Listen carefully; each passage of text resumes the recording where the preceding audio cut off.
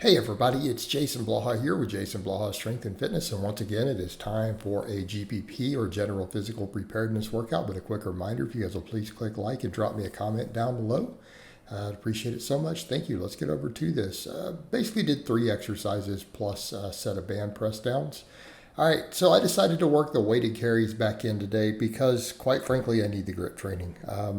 And I don't feel like this is why the grip has gone down. A lot of people said, well, those weighted carries are probably fatiguing your grip. Not to the point where I'm seeing it. I feel like I straight up need the grip work on my deadlift. So my grip just needs to get stronger again.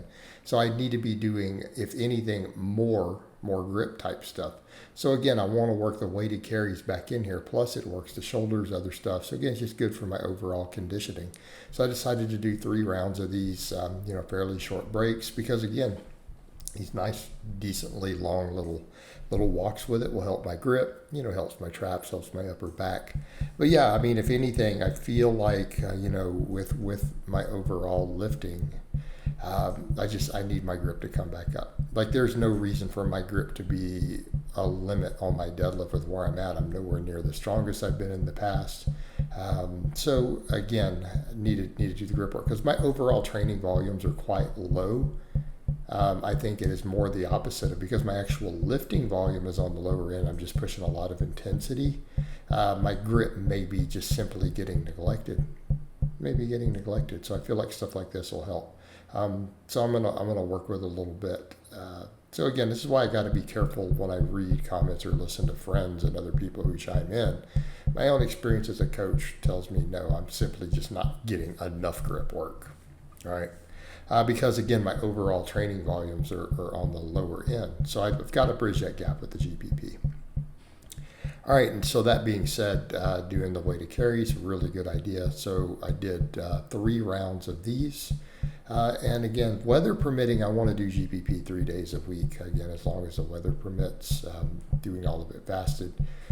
So again, I may be losing just a little body fat. I'm tightening the diet up just a hair to get leaner. So mainly I'm just changing the satiety of what I'm eating, just eating the highest satiety carbohydrates because I don't actually track my stuff that close anymore. Like I don't track macros. I just try to make sure I get 200 grams of protein. And I just eat really clean. But again, so satiety is a big factor. And I know roughly what I eat in terms of calories. So again, I'm just focusing on higher satiety carbohydrates. So it's going to be a lot of potatoes, watermelon, cantaloupe. Right? But I like to get my fasted training in here.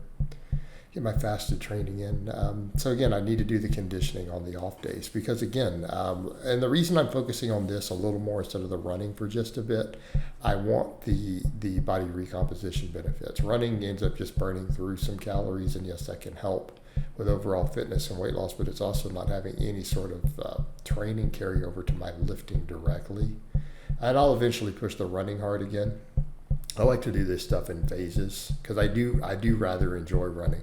But the sled work like this gave me the running just fine. So when I started running again, my run times got really decent, really super fast. I'm talking within a week or two, a couple of weeks.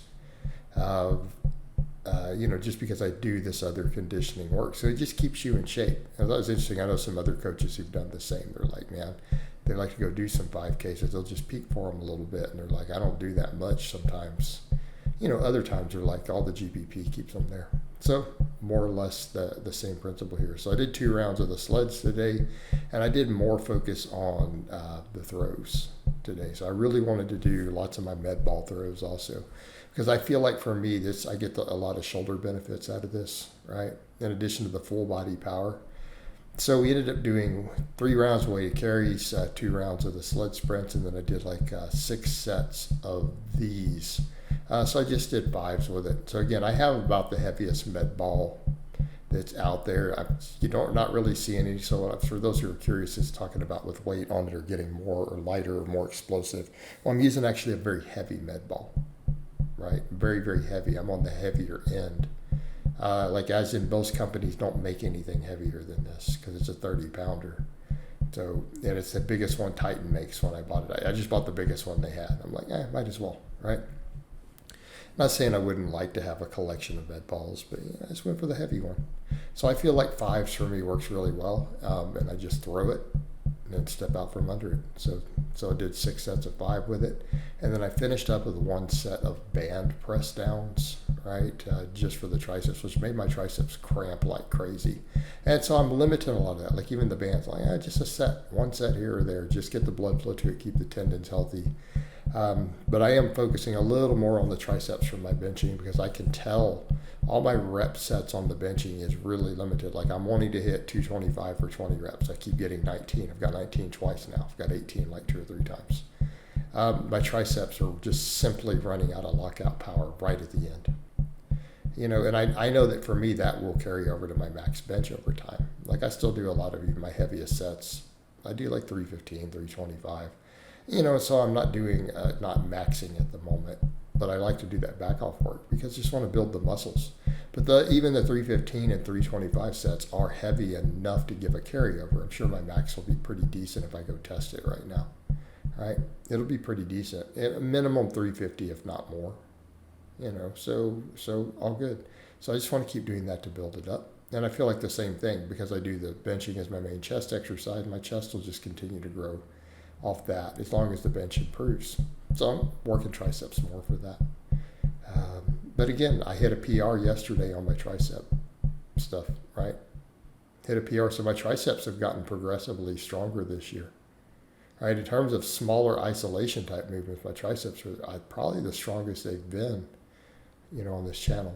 But I like to do the press downs just in there to continue to get a little blood flow, keep the tendons healthy, help feed the extensions, and make sure that my tendons stay recovered for it. But I also don't want to overtrain the triceps either.